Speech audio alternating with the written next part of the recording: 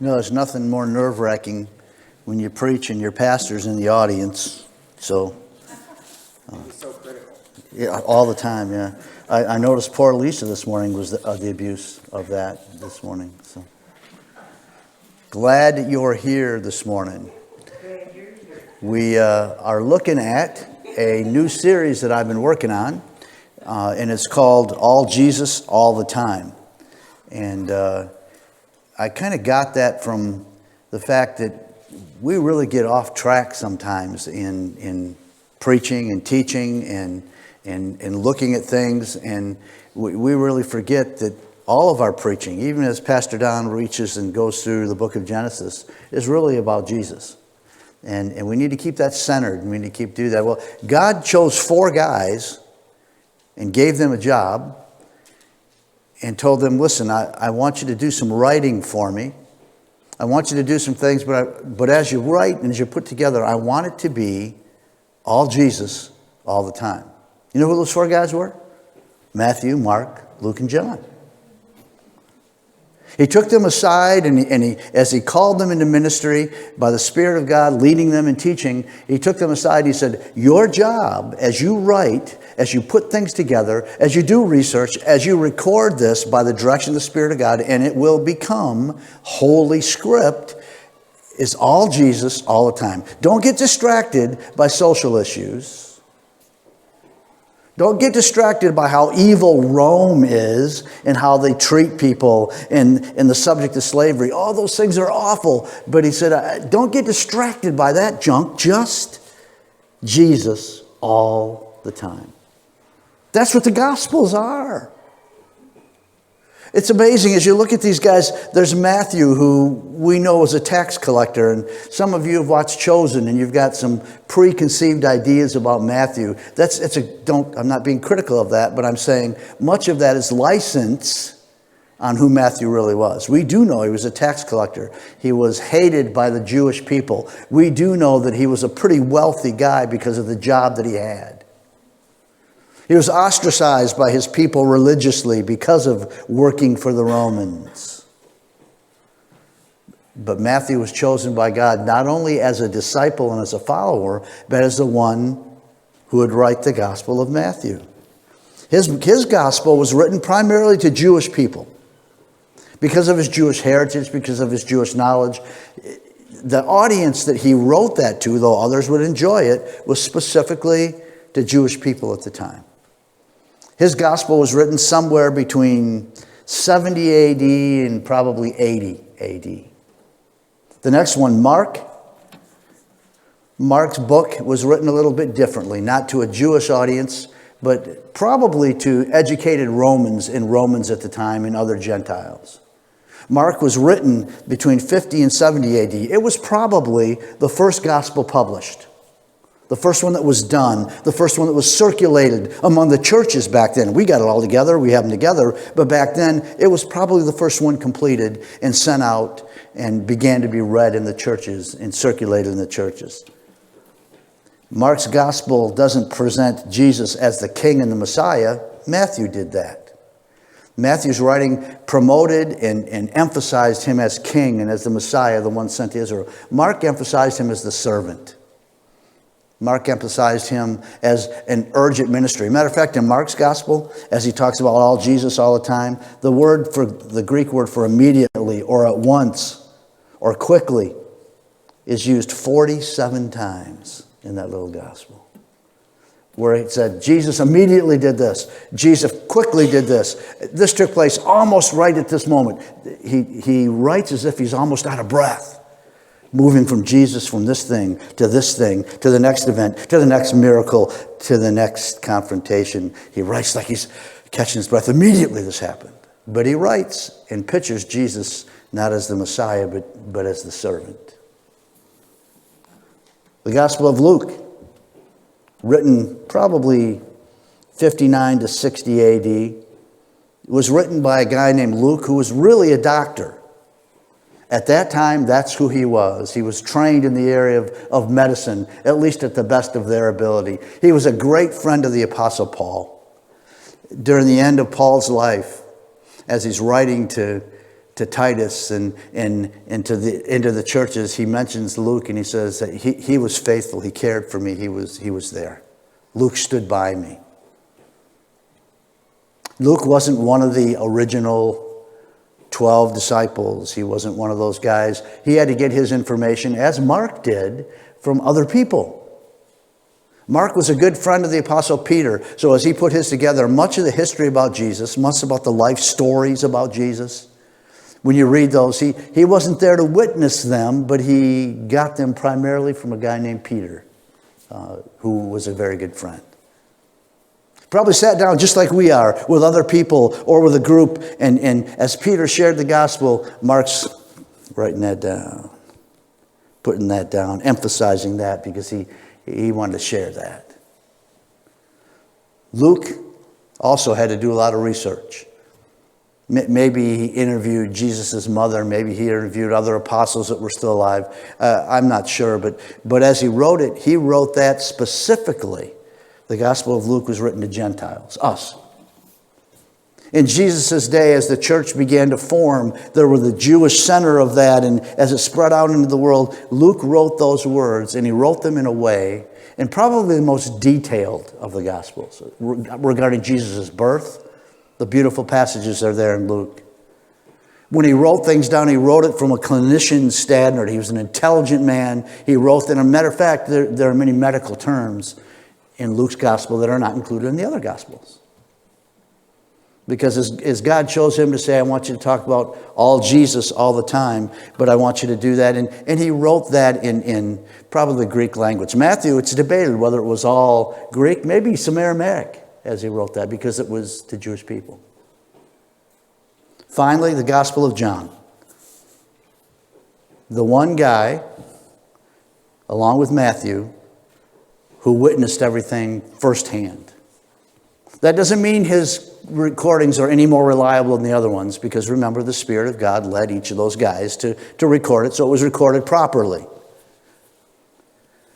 But John's Gospel is the most, at least in my opinion, the most intimate of the Gospels.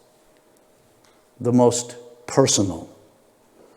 The most direct. The one that was based on real relationships and friendships. So he's getting ready to talk about all Jesus all the time, and he's the one that can say, I sat at the table with him, as did Matthew. But I sat in prayer with him in the Garden of Gethsemane. It was just us three, and he asked us to pray, and we fell asleep. Matthew wasn't there for that.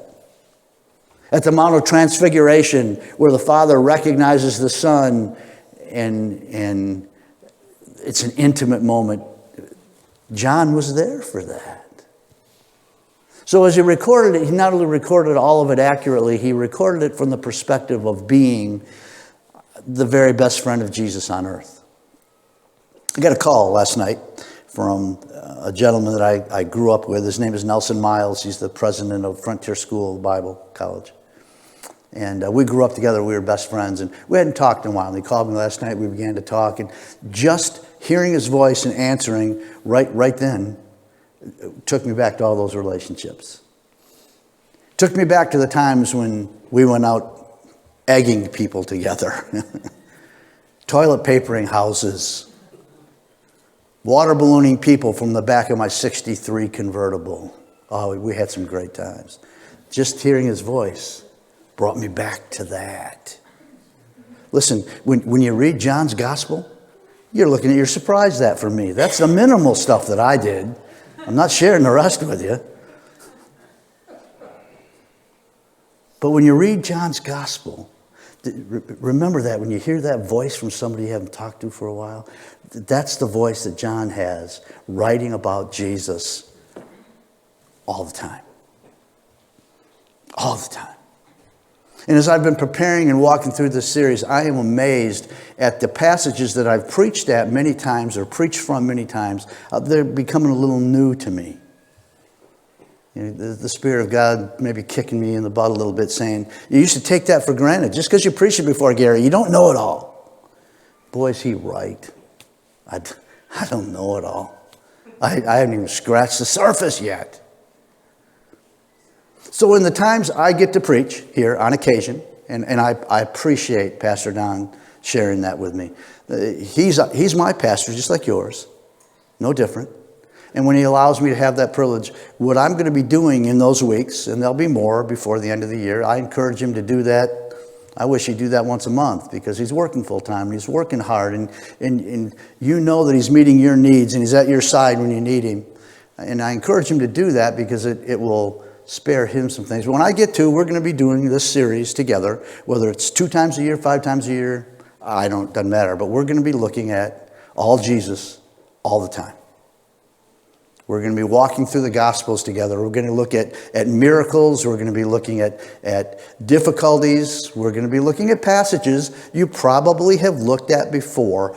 But I'm hoping that you guys will be a little bit sensitive to the Spirit of God as he has with me, saying, you may have heard that, but you don't know all there is to know about it. All Jesus, all the time. The first passage we're going to look at this morning is found in Matthew's Gospel, the 14th chapter. Would you turn there, please? Matthew chapter 14. And it is a familiar passage. It is one that I went back through my archives. We pastors keep all of our old messages. I don't know why, but we do. We keep all of our old Greek word studies. I have huge files with all that stuff because I'm too lazy to do it technologically and scan them and put them in. I just keep them all on file.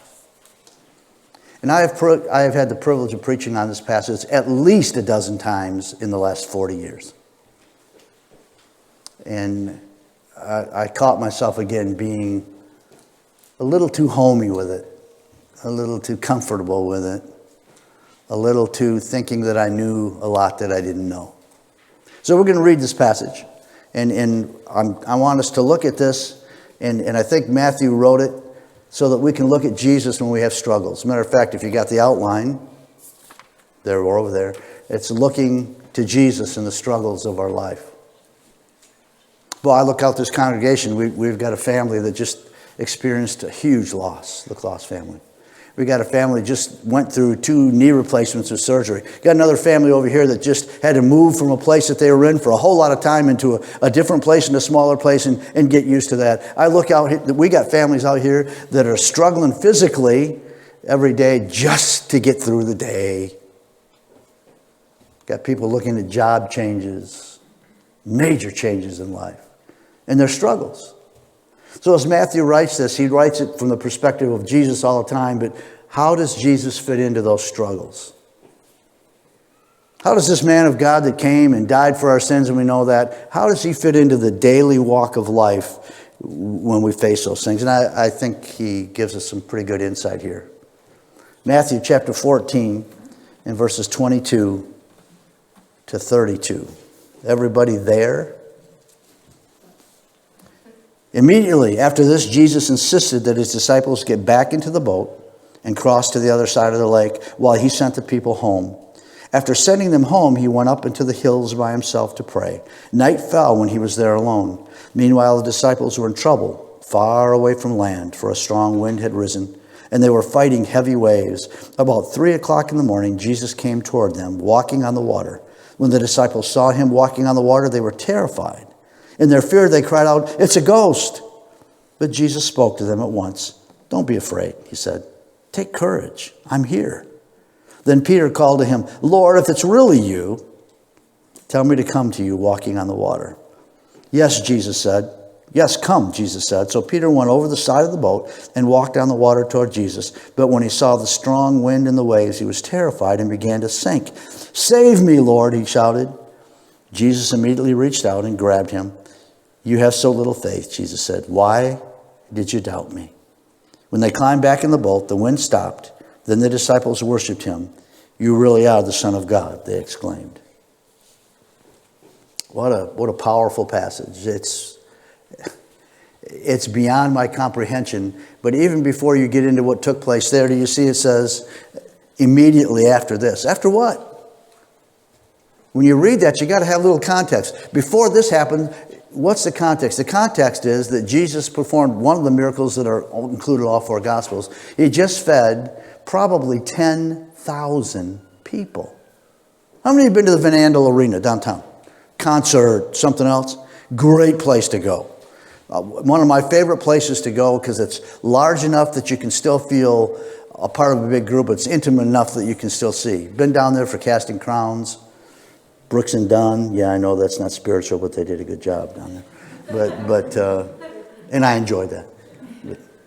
But when you're sitting there, and there are usually, if it's not completely full, around 10,000 people. And you're looking around at all of those people, and it's amazing. And I'm thinking, wonder what that life story is. Wonder what that life story is. I wonder what Jesus had that many people gathered on the lakeshore in Bethesda, close to Bethesda, and he's preaching to them, and it gets too late for them to go home.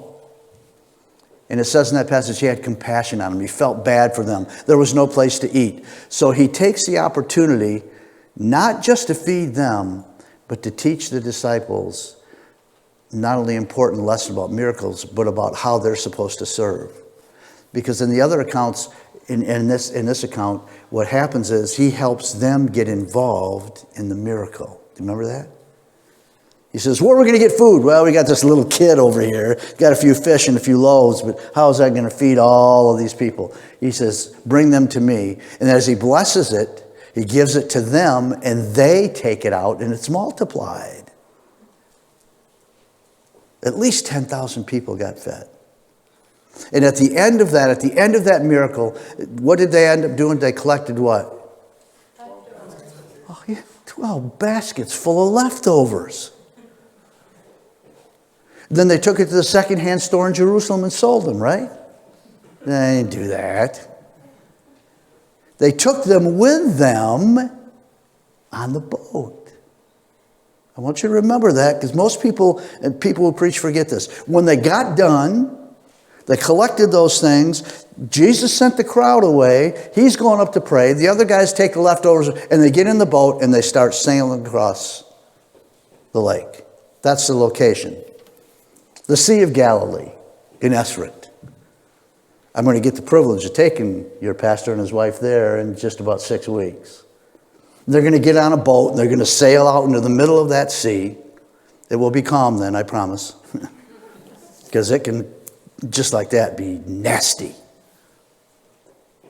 We have some idea of that about the lakes around here, boats that have been sunk because a nor'easter came in or the winds just came up. That happens there and it happens all the time, still does. But they got on a boat, they're out on a sea that they're familiar with. And remember, at least 3 of the guys on that boat were experienced sailors. At least 3 guys on that boat knew that lake. They knew the fishing spots. John, James, and Peter. We're all on that boat. Familiar with navigation. Familiar with nautical stuff. Familiar with storms. And Jesus says, here at this location, one of the places that he performed lots of miracles, in that 3 to 5 mile radius, he did so many amazing things. They're on the Sea of Galilee, and a storm comes up. He gets them into the boat, sends the people away, and he says, now I want you guys to cross the lake. Don't worry about how I'm going to get there. Don't worry about the separation. Just do what I tell you to do. I'm sure there was some arguing. The experienced sailors would have said, well, Lord, it's late. It's not a good idea to sail. There are those who would have said, well, Lord, we're worried about you. We don't want to leave you alone. He said, listen, he made them get in the boat. Probably some argument. So they got on the boat, did what they told, loaded up the stuff, and started to go across the lake. And a storm came up that was it was huge. It says to them, while they were in trouble far from the land, strong wind had risen. The word for trouble wasn't I stubbed my toe. It was, I broke both my legs. It was that bad. The storms were washing over the boat. The men in the boat were for fear of their lives on whether or not they were going to make it. Have you ever been in that spot? A couple of years back. My wife really does have serious motion sickness. I didn't understand what that was. As a matter of fact, on our honeymoon, we went to Disney World down in Florida. Long time ago before it was woke, okay? It cut me some slack. But we went to Disney World, and we're going up to a ride called Space Mountain. Ever seen that? Signs every 30 feet. If you have motion sickness, don't go on this ride. She's looking at that, trusting her new husband, saying, hey, I said, nah, it's propaganda. Don't believe any of that junk. They're just trying to scare you off.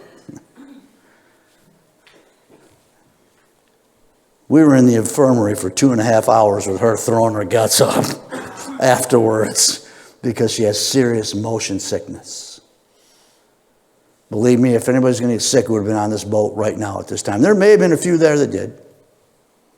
They were in deep trouble. Jesus is up here praying. Take a look what it says. A strong wind, and about 3 a.m, he'd been out there for a few hours.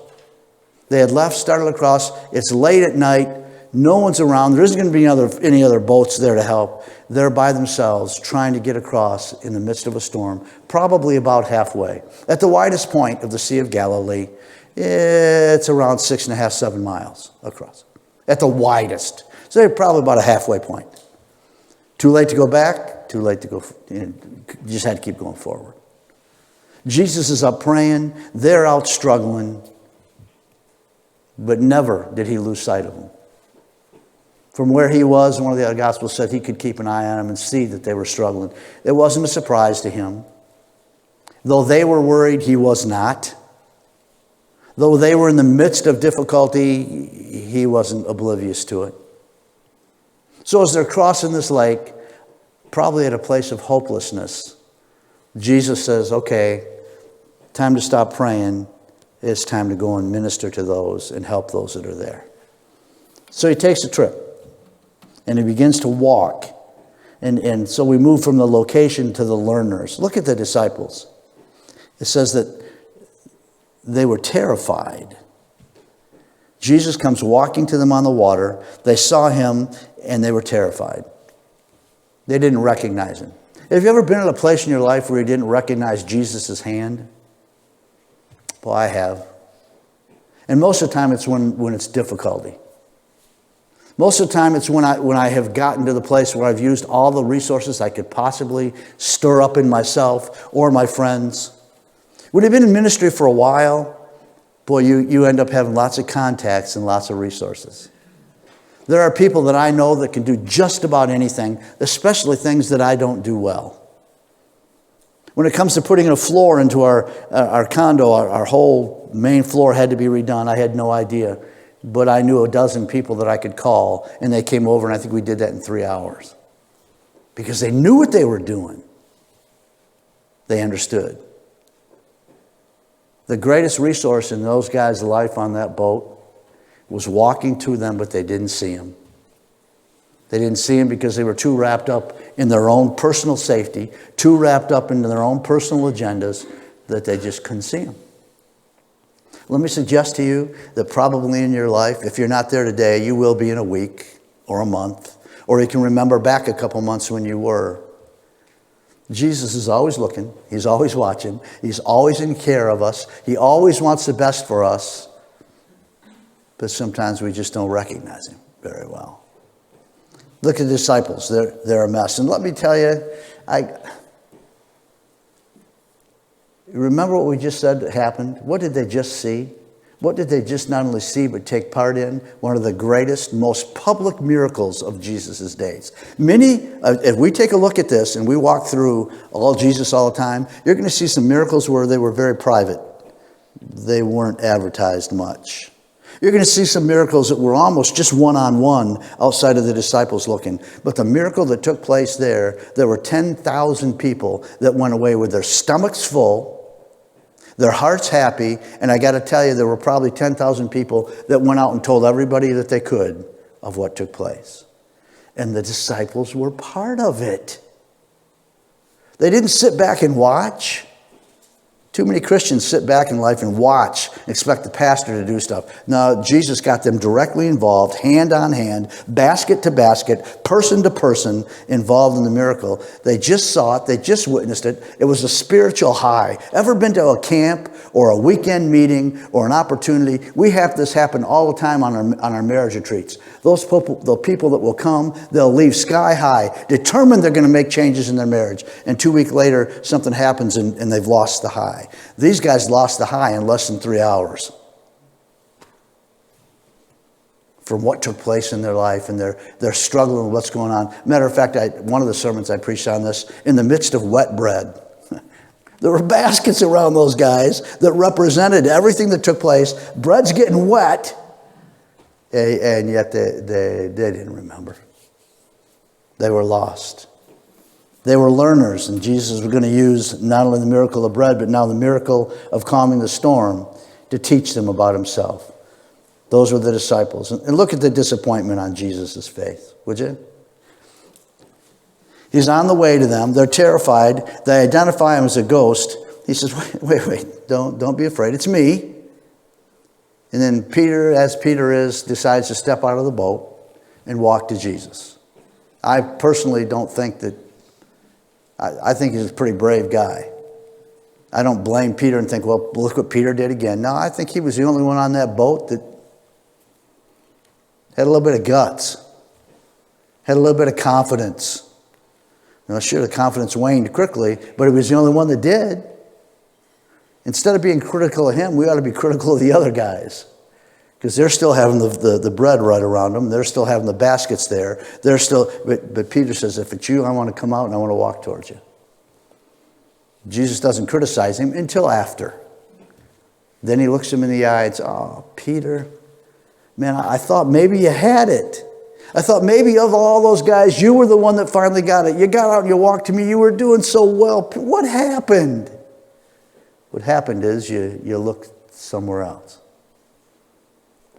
Every crisis in my life, without exception, the little ones in high school when my heart got broken, the little ones that job changes or career changes, disappointments in church, in all of those things, and every single disappointment or struggle in my life, I can tell you he has always been there. And the only time that I didn't see it is when my eyes went somewhere else. I don't know what you're walking through, but I know you're walking through stuff this morning, and you need to check your focus. You need to see what you're looking at. Any gospel you open up will always give you Jesus all the time and bring you back to there. There was disappointment. Jesus was disappointed. Disappointed in how they responded as a group, disappointed in how Peter responded, but even in that, never did he lack his love. It's one of my greatest lessons on prayer in here. By the way, just a quick sidetrack. Couldn't do it anyway. When we did a series on prayer here, anybody remember at least some of that? We did a brief series on prayer here at this church with me.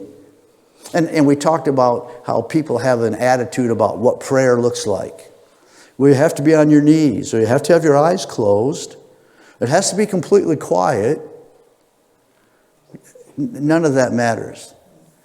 God desires to listen to hear us, and be a part of our prayer lives. No matter where they are, no matter how they're said, no matter what circumstances they're in, he's always got the ear open to any prayer that we have as children of God.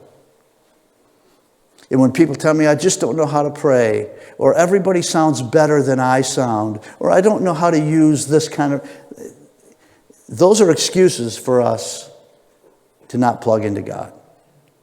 This is one of my greatest parts of prayer. When Peter's sinking, he's walking on the water. For a moment, he's got to be sky high. Can you imagine that? Waves are crashing around you. The rest of the guys are in the boat. He stepped out. He sees Jesus. He's walking to him. He's got to be, wow, look at me.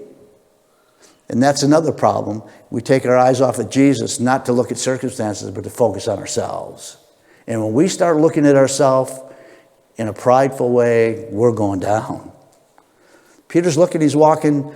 Maybe a wave cracked right next to him. Maybe it splashed on his face. Maybe he looked over and the one behind Jesus was absolutely huge. I don't know what distracted him, but he took his eyes off and he starts to go down. There is no shorter or simpler prayer in the scriptures than this one. Can you imagine? He didn't say, and I may have used this illustration before, you're going to have to put up. He didn't say, "Oh God of creation, the one who made the sea and all that is in it. Oh God who is sovereign and controls the waves and this." No, he didn't have time for that junk. He just said, "Lord, save me." Did God answer his prayer? Yeah. Because that's who our God is.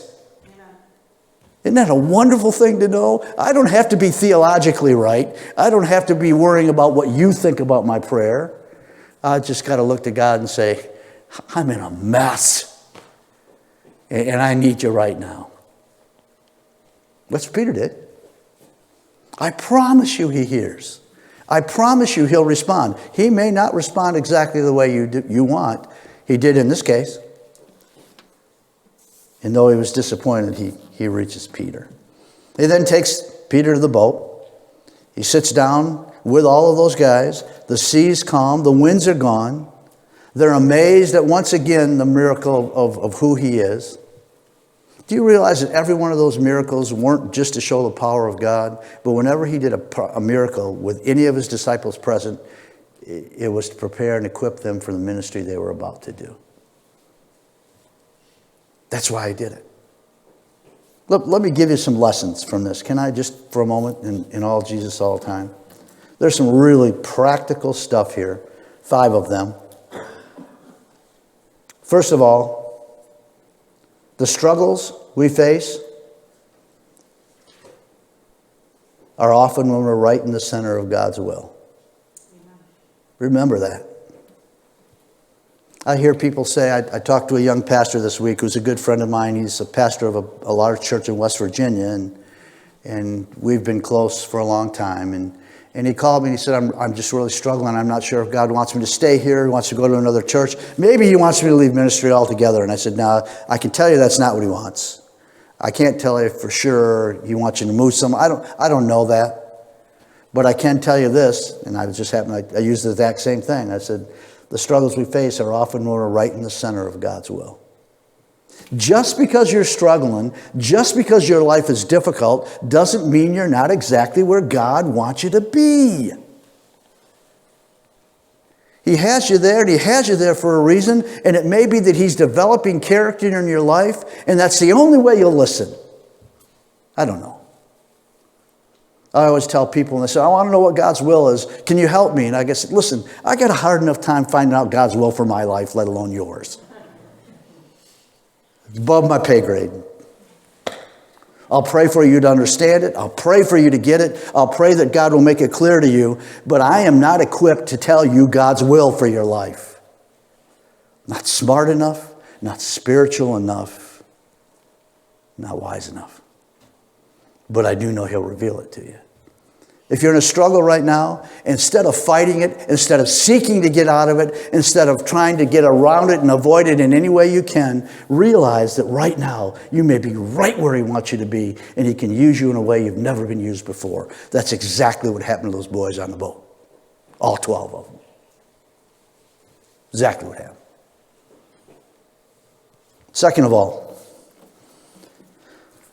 even when we can't see Jesus, he sees not only us, but every detail of our struggle. Did you get that? He doesn't just see us. He sees and aware of every single detail of that struggle. When just a little over a year ago, when my son, and at that time his wife, came to tell us that they were going to divorce. Never more devastated in my life. Never more defeated in my life. Never more disappointed in my whole life. And yet at that time, during that time, God taught me more about loving and walking through and understanding what other parents have gone through when their kids made that choice. Hey, I still don't like it. Just like the prodigal son, the prodigal father or the prodigal son. Every day, Garry goes to the door of the condo and opens it up and says, today the day you're going to bring him home, Lord? Today the day? But I know in every bit of that struggle with Doris and I, he has not only watched us, but he's aware of it, and he walks with us through every one of those.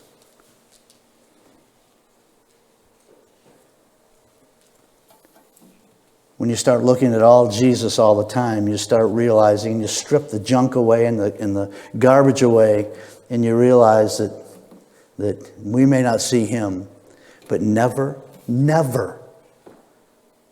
does his eye glance away from you.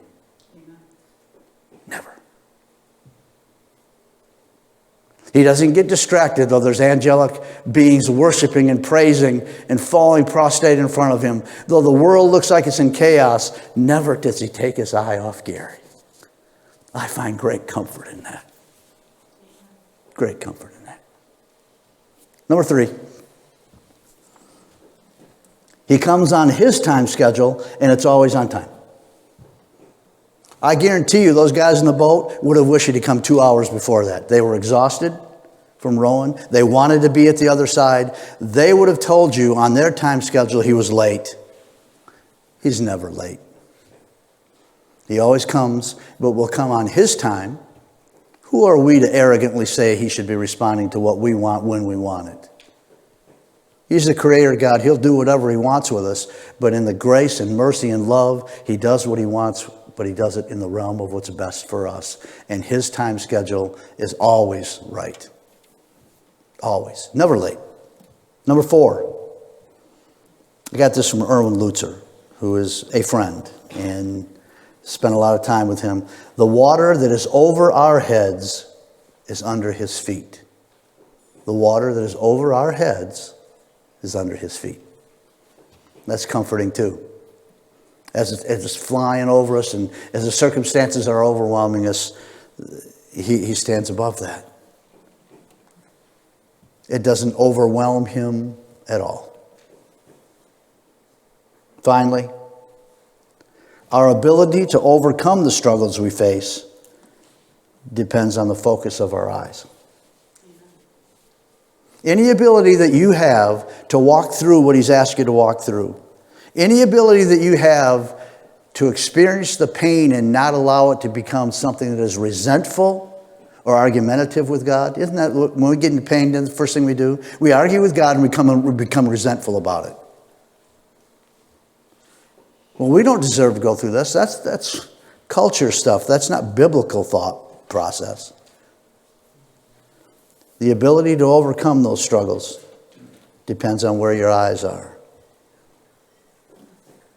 Where are your eyes this morning? I don't know. I do know that there have been plenty of times my eyes have been somewhere else. And the longer I focus on somewhere else, the longer he'll allow me to walk through the pain. Promise you. He'll take us long. He's a patient teacher. I'm just not a patient student. Amen. That's the problem. Great passage, isn't it? Amen. Aren't you grateful that he raised up 4 guys that can do, doesn't matter where you turn in any of those 4 Gospels, it will always be Jesus. Always be Jesus. If you're struggling with your faith, you're struggling with something else, don't listen. The Old Testament is just as important as the New Testament. Every book is important, but if you really want to get back to where those things are, you need to spend some time in the Gospels, because you'll never get a clearer picture of who he was and what he did. And the clearer it is, the easier it is to live the life he's asked you to live.